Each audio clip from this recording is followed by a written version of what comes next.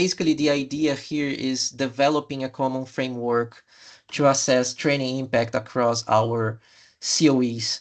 And during one of our coordination meetings held in March to update the strategy, our colleague Madalena from UMETSAT suggested that the revised strategy should include a set of potential indicators and an evaluation framework to assess both VLab's overall performance and the impact of the VLab network in delivering its mission.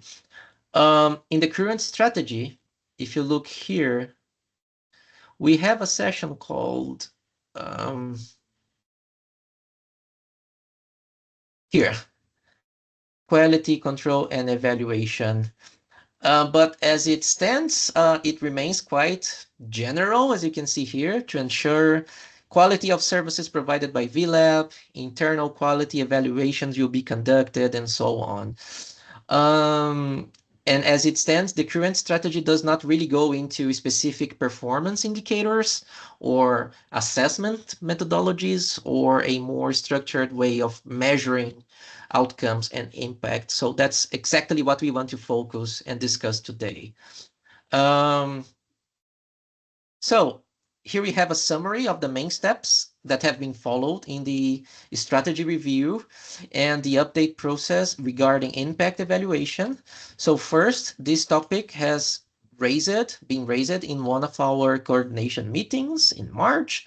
And after that, we followed up and started brainstorming some ideas with our management group via email, and we started updating the revised strategy, including potential indicators and outcomes. As we can see here in the annex, we have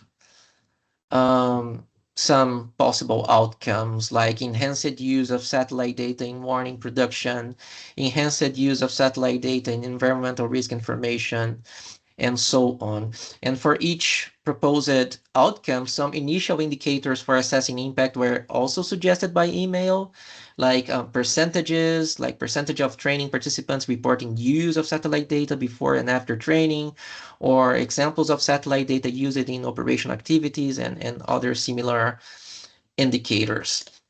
And following this brainstorming discussion, the strategy was updated accordingly. And now the updated strategy has a dedicated and expanded and more elaborated section on what was initially called quality control and evaluation. And now it is called impact evaluation of training activities. And now we include the concept of a more standardized approach to impact evaluation of our training activities. And we also mention potential indicators with the objective of moving from these quantitative metrics towards an assessment of training relevance and impact. As we mentioned earlier, we also introduced the VLab logic map or impact pathway, which outlines the long-term impacts and outcomes that VLab aims to contribute through its activities. However, as we can see, these new elements are relatively high level, and we establish the ambition and a direction, but they do not yet define specific actions, right? Or methodologies or indicators, and that is what we need to discuss. And that is the objective of our discussion today. At least we start a discussion, right? We've also had some interaction with our colleagues from the WMO Education and Training Program. They shared, our colleague Lucian Vick shared great suggestions, and also Roro shared great suggestions that we will present today. However, as we are going to see, we will need to refine these suggestions to fit our realities and our VLab context. Okay. Before sharing the methodology applied by ETR, let's look at a few additional concepts like why evaluate training impact, right?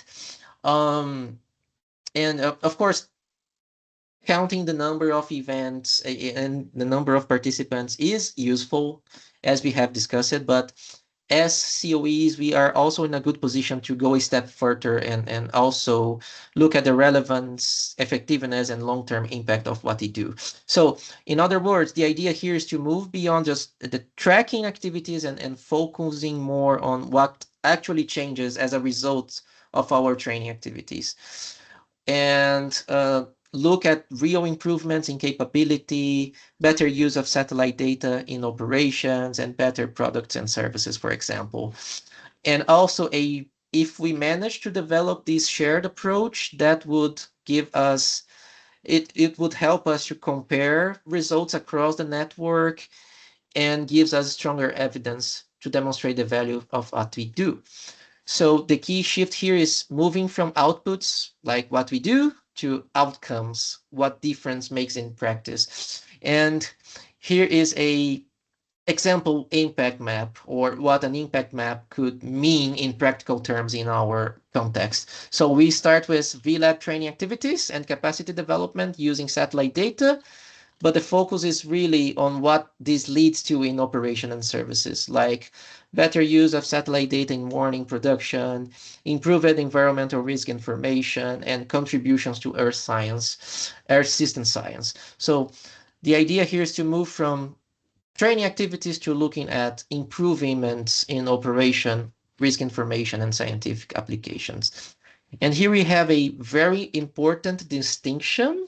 We need to separate two levels of distinct evaluations, as we have learned from our ETR colleagues. First, the impact of our individual training activities, right? Meaning whether participants are actually able to apply what they learned in their work.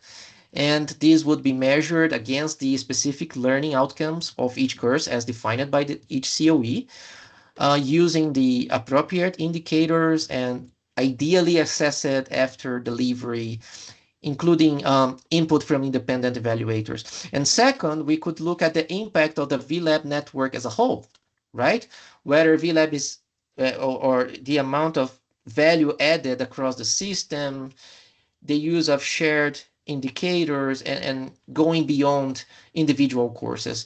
So these would include aspects like collaboration, identification of training needs, and overall value for members and users of satellite data in our community. So for today's discussion, we are mainly focusing on the first level, individual training impact, as a building block towards a broader network level evaluation. And now let's go to our second Slido question. In your opinion, let me update this and share this with you again. In your opinion, where should VLAB focus impact evaluation first?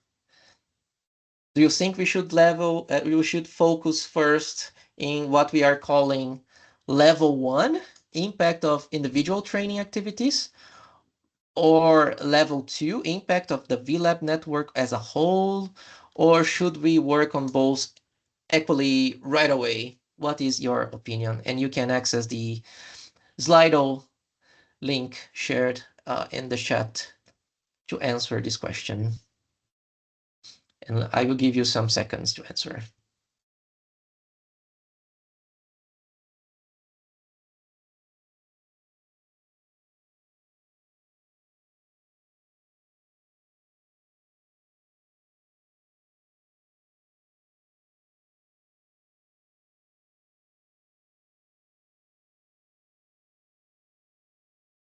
So half of our team thinks that we should focus first on the level 1. Some of you think that we should work on both equally since the beginning, and some colleagues think we should focus first on the impact of the VLAB network as a whole.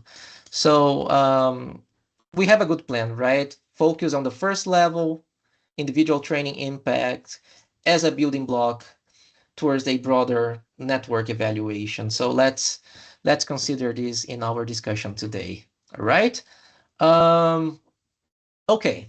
After this introduction, now let's look at a practical example shared by our ETR colleagues. And this example is known as the success case method, or SCM, right?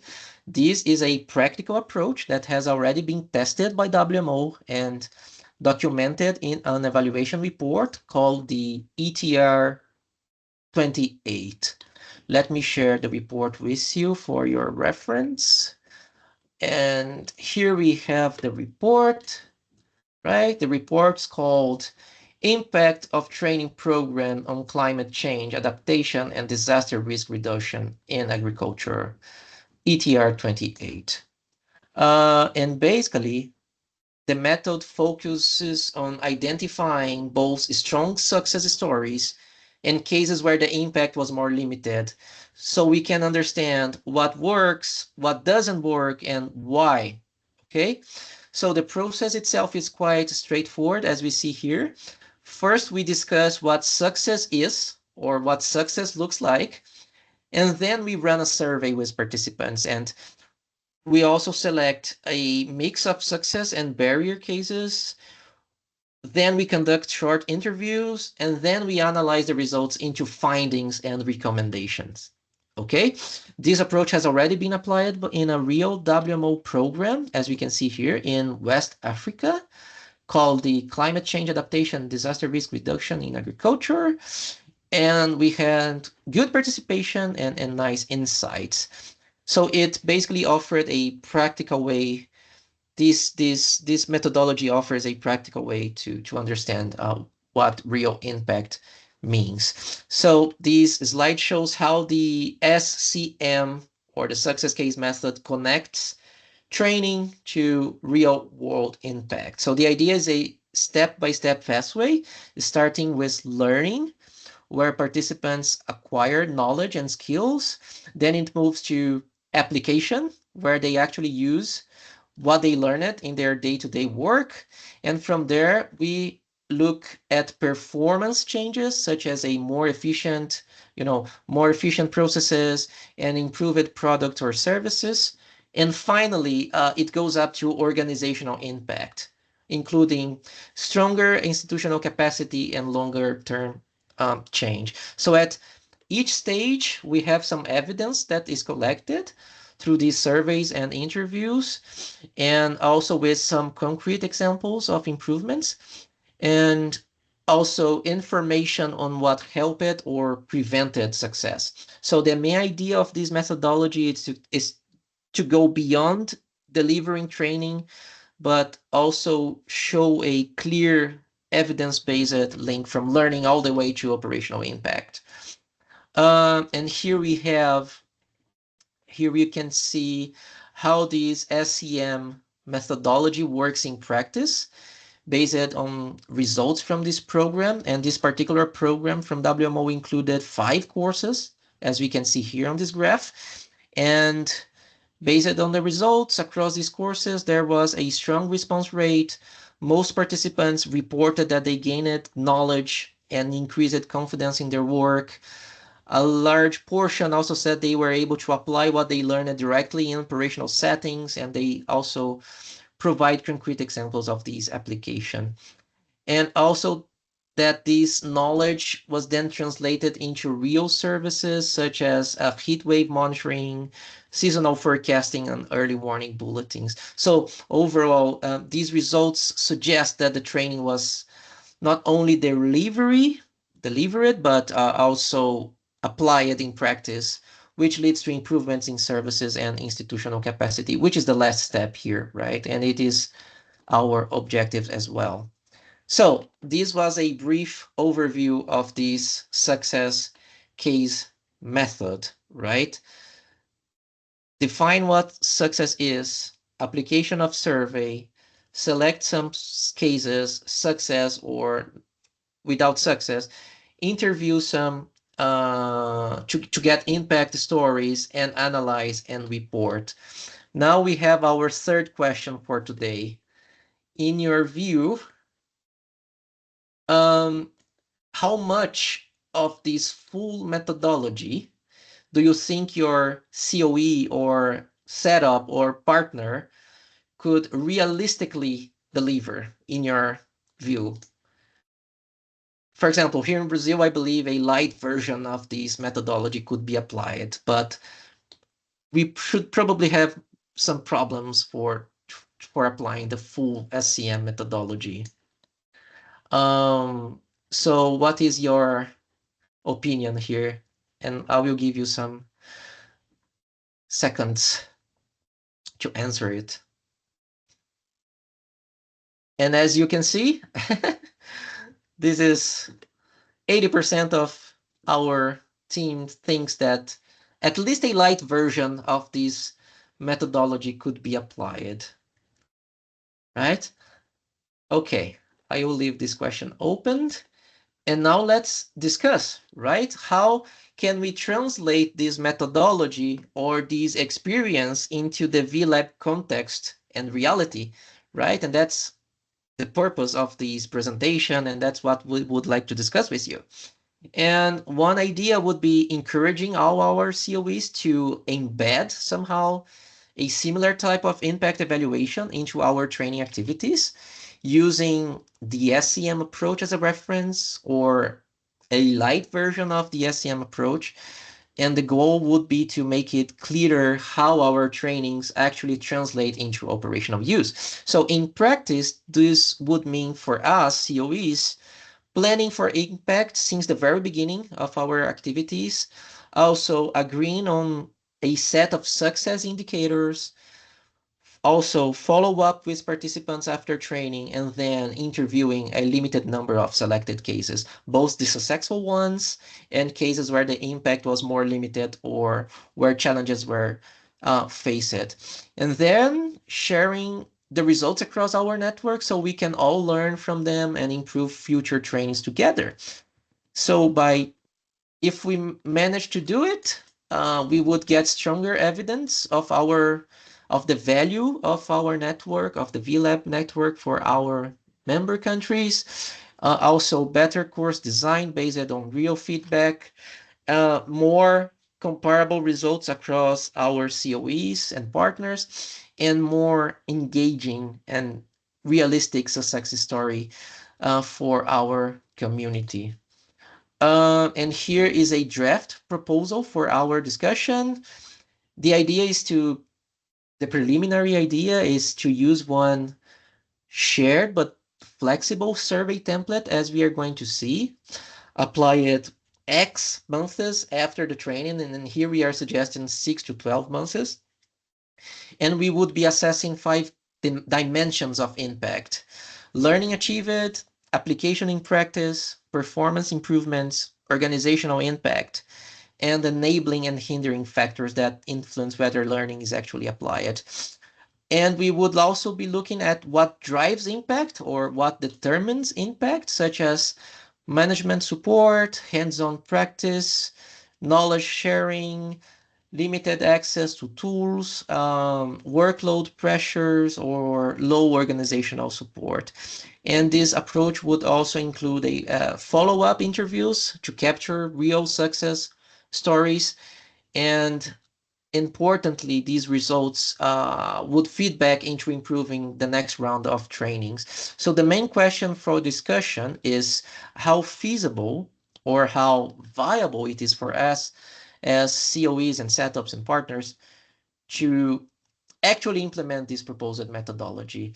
And the main idea here is the continuous improvement of our trainings based on what we learn from this process. So in other words, evaluation only really makes sense if it actually feeds back into how we design and deliver the next activities, right? So the cycle would look something like this: define success, deliver training, evaluate our trainings, and act on findings, right? Which is the most important step, right?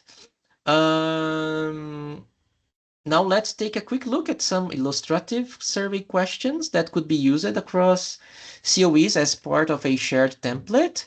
And the idea here is to have a common set of questions that stays the same across all COEs, but as we are going to discuss, still allowing each COE to add or adapt these questions to reflect the specific learning outcomes of their training. So we would basically group the questions into 5 main categories, including demographics, learning and application, performance outcomes, obstacles to impact, and additional impacts. So these questions would be adapted to each course, but keeping these common structure across all COEs. So for example, for demographics, we would include some basic questions to help us understand who the participants are, and to give context when interpreting the impact results, like professional background, organizational context, satellite experience, such as how frequently they use satellite data, their prior level of experience, and whether they have participated in previous VLab activities. For learning and application, for each learning outcome, we would basically look at 2 things: how much participants learned and how often they were able to apply it in their work. So the perceived gain would be from already knowing the content to having learned it to a higher level. And for application, we would look at the range from no opportunity to apply to frequent use in practice. So the key point here is that each question is linked to a specific learning outcome defined by COEs, right? So because based on the guidance from our colleagues from ETR, a single overall question is not enough to evaluate. So we need to break it down so we can clearly see which competencies are actually being used in operations and which ones are not. And regarding performance outcomes, we could ask participants to what extent the training contributed to improvements such as greater efficiency, new products or services, or better existing services. And the responses would scale from no impact to significant impact. And we could also include, or we should also include, an open question asking participants to describe concrete examples of how they applied what they learned and what the results they achieved. And based on our ETR guidance, this is really, really important because adding an open question would points us to the success cases that we would later explore in more detail. For obstacles to impact, we would ask participants what has prevented them from applying what they learned, ranging from issues like the lack of feedback or coaching, heavy operational workload, limited resources or technology, or training that did not fully match their needs or level. So we could also and consider organizational factors such as limited management support or low priority given to applying these new skills. And responses would be captured from scale from not an obstacle to slight to moderately strong to major obstacle. So the key point here is that these would help us understand not just whether impact happens, but what's stopping it when it doesn't. Additional impacts or impacts beyond the core performance outcomes. We would ask participants what other effects the training may have had, both at an individual and institutional level, including things like improving the ability and confidence in using satellite data, greater awareness of VLab resources, sharing knowledge with colleagues, and supporting professional development. And at the institutional level, we would look at broader effects such as increased use of satellite data in forecasting and warning services, better environmental monitoring, improved operational products or services, and stronger communities of practice.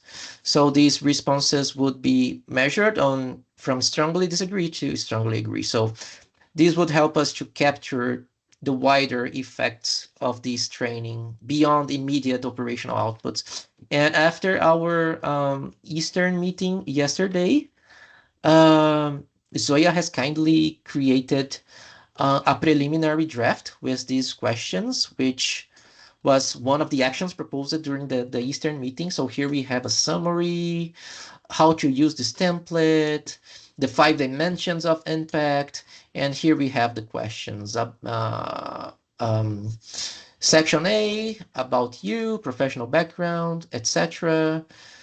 Learning achieved, and the question, application in practice, and the questions, performance improvements, organizational impacts, and enabling and hindering factors. So we already have a very nice template that we could discuss through, for example, this task team that we could create for improving these analysis.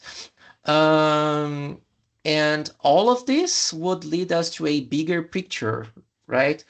The impact of the VLab network as a whole. While in level 1, we would focus in individual training. On level 2, we would ask broader questions like how much VLab added value to our global network.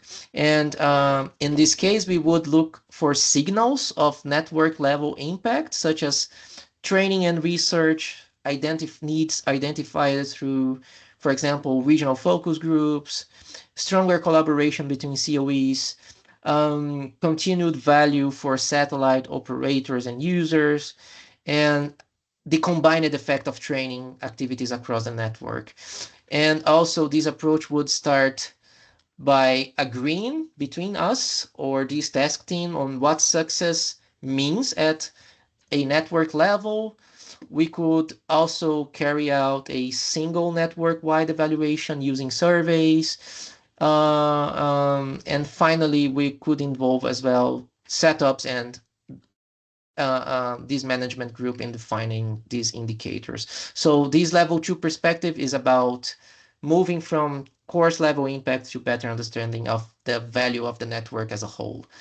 Here we have a possible way forward, right? And we have already started this process together this week by presenting this approach to the management group. And from there, the next step is to agree the scope, define what success looks like, and build a shared impact map. Then at level 1, we could focus on individual training, where in practice, each COE would follow up months later with surveys and success case interviews. And the results would be shared with participant and managers. And at level 2, we would move to the VLab network level, and we would agree on a shared set of indicators and potentially run a single network-wide survey over a longer period, every year, every couple of years, or a number of years as defined by this group. And also with regional breakdowns, which would also be important. And finally, we would close this loop by using the findings to improve the next round of trainings, right? So this would be a step-by-step approach from agreement to implementation, learning, and finally improvement. Here we have some actions suggested during yesterday's Eastern meeting, including preparing a survey template, as we have already shared with you, as a basis for an impact evaluation pilot. It was also suggested that we could use WMO's Microsoft Forms for our course evaluations. Another proposed action is to enhance the annual VLab network assessment so it better captures the overall status of our network. And finally, and I really like this one, it was proposed to establish a small follow-up task team to further develop this methodology, right? And also the implementation approach. And this would be similar to the working group created to revise the VLab strategy. And here we have a summary of the current evaluation practices. As in the announcement of this meeting for this month, we have asked you to share your current practices and perspectives. And here we have a summary, or a snapshot of existing evaluation approaches across our network. Here we have some types of training being evaluated by our community: online, in-person, and hybrid courses, self-paced modules, and e-learning platforms, operational-oriented training, regional sessions, workshops, and collaborative events. And some COEs also included long academic programs and certifications. And the main evaluation methods, as shared by some COEs, includes participant feedback forms. Some informed they apply a pre and post training assessment, informal feedback, quizzes, a few informed observation in practical activities, and follow-up surveys and interviews, which is less systematic but also present in some cases. So some COEs already evaluate training systematically, mainly through surveys and assessments, but with increasing but still limited use of follow-up evaluations. And also, we asked you to share when, what, and how results are used in practice, and a snapshot of how evaluation outcomes inform decisions and improvements. In terms of timing evaluations, some COEs reported immediately after training, which is the standard practice across most COEs. During training, follow-up after months, which is limited, but also it is an emerging practice, and continuous monitoring long-term programs. Main indicators used: participant satisfaction, knowledge gained, operation application of learning, which is emerging but not consistently measured by many COEs, participation numbers, and in some cases, performance improvements. And how these evaluation results are used: improve training content, adjust course design, identify future training needs, reporting to partners, and support accreditation. So some evaluation are already output and satisfaction driven, with growing interest in application and operation and impact, but there's no common framework yet across COEs, and that is the purpose of our discussion. Okay, now I've talked too much. Thank you, and we can now open a discussion. Of course, given the time needed to go through this introduction, we may not be able to go into full detail today, but the objective here is at least to begin a conversation, right? And as we said, we can continue this exchange by email or set up a working group for a deeper discussion, or even in the future, refine all these ideas in future VLMG in-person meetings, okay? So that the main point here is to really to get the discussion started and build from there. Okay, do you have any comments or questions or suggestions? I see we have some Romania. hands raised. Yes. Romania. Hi, I think Ibrahim is first. It's okay, Romania. Can you hear me? Okay. Go ahead, please. Yeah, Ibrahim first, yeah. Oh, no, let Romania go first. Okay, no problem. Thank you. Thank you, Diego. It's I think it's a lot of work here. I think this is a challenge for us. With our RTC, we are used to make this final impact questions. We made a few with our observer scores, and we asked the manager what he thought about the training after some month later than the training. So yes, I think that we ask like 1 year post training. Mm-hmm. What was the impact of our training observer scores? Well, we have a lot of work ahead. I think the big challenge I see in this kind of impact and the timing, the 6-12 months after the course.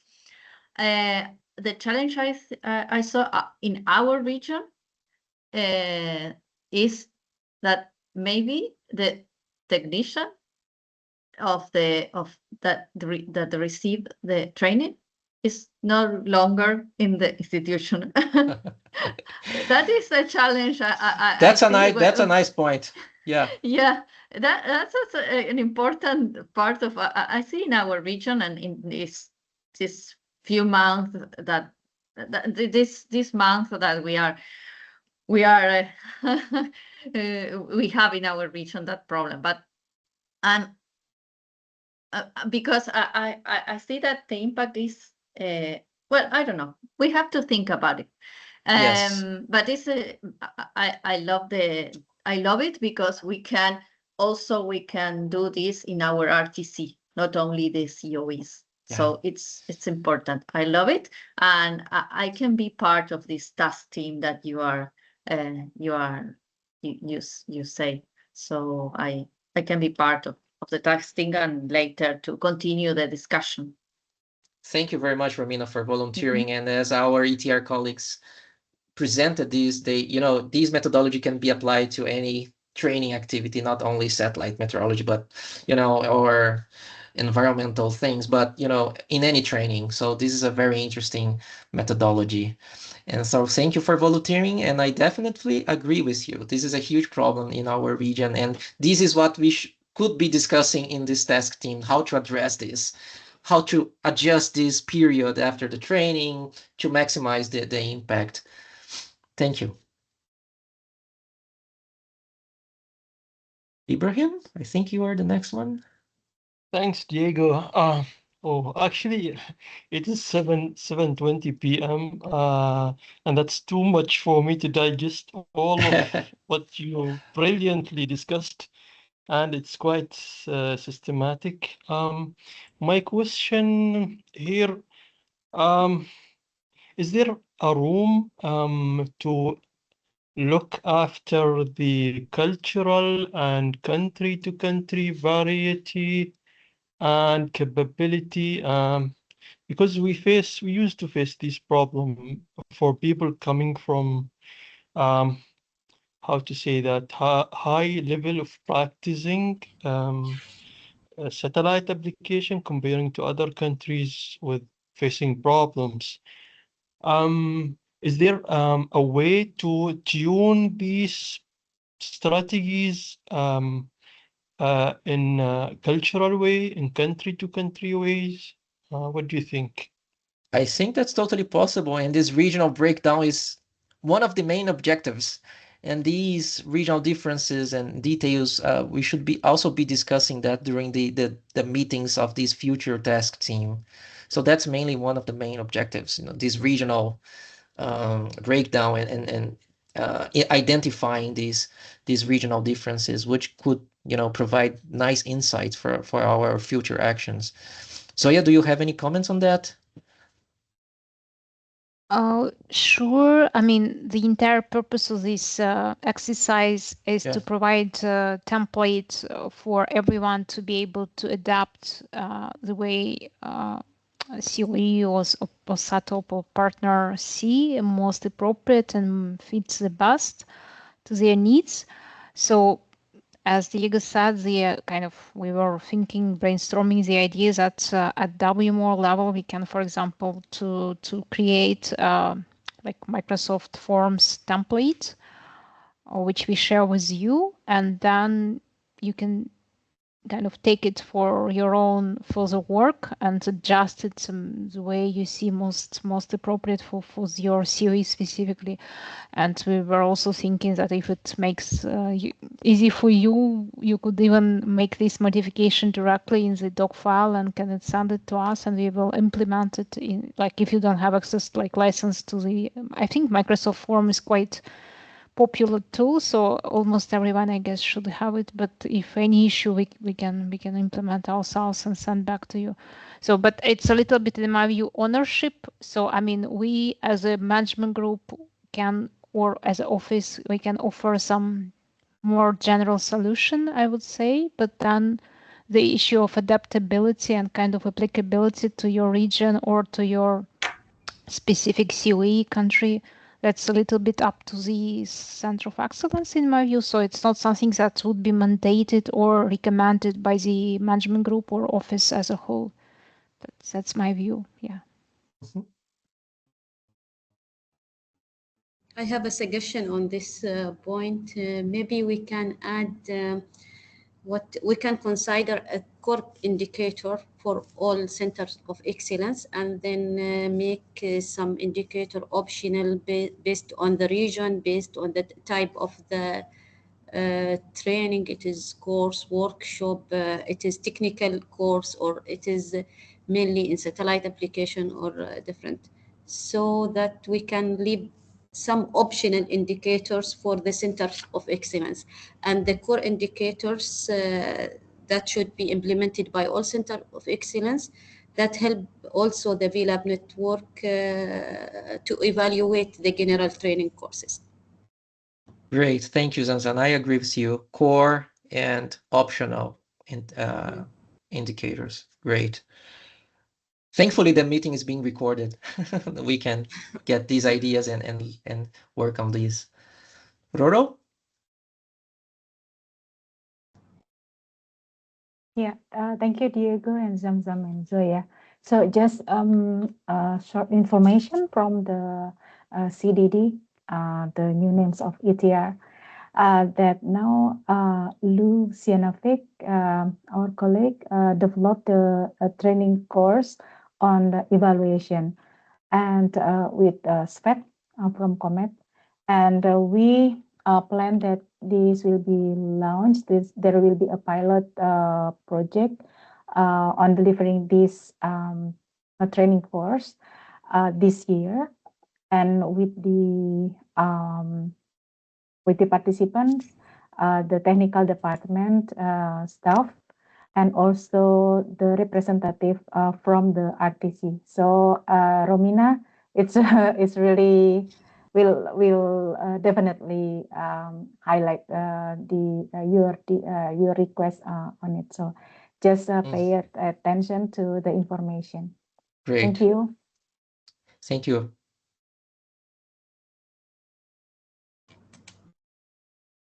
Inas? Yes, thank you. I think that probably my comment is related to what you have said, Sansa, and also Ibrahim, that thinking about these surveys maybe had to be adjusted according to the center we're talking about. Because if I'm thinking about for the university had this kind of survey that I really established. We have like a beginning term survey that is like volunteer for the student, and also a mandatory survey that as soon as the course ends, with a set of questions that is related about how was the training delivery, how was about the teaching experience, how was the content of the course. So I think this is amazing. I think what I have seen for now is like many of these questions of topic related we already covered with the survey. One of the things I kind of concern thinking about from the university point of view is like this kind of surveys, I cannot change it. So it had to be a complementary one. It had to be a different one.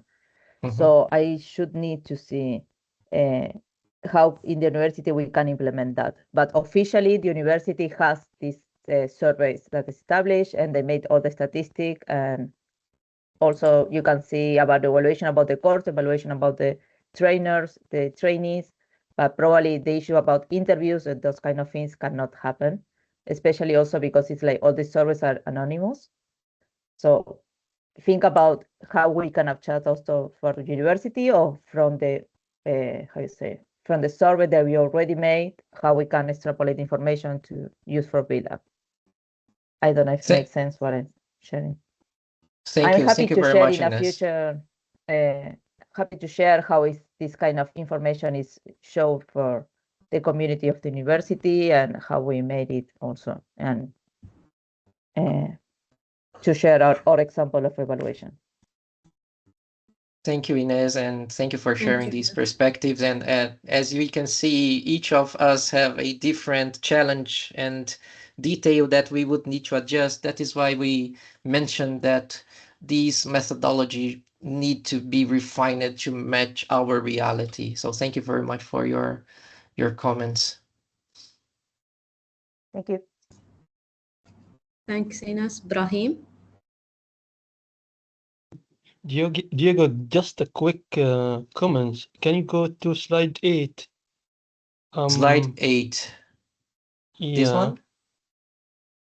Yes, performance improvement and organizational impact. Aren't they the same, almost the same? I'm seeking simplicity here, but I might be wrong.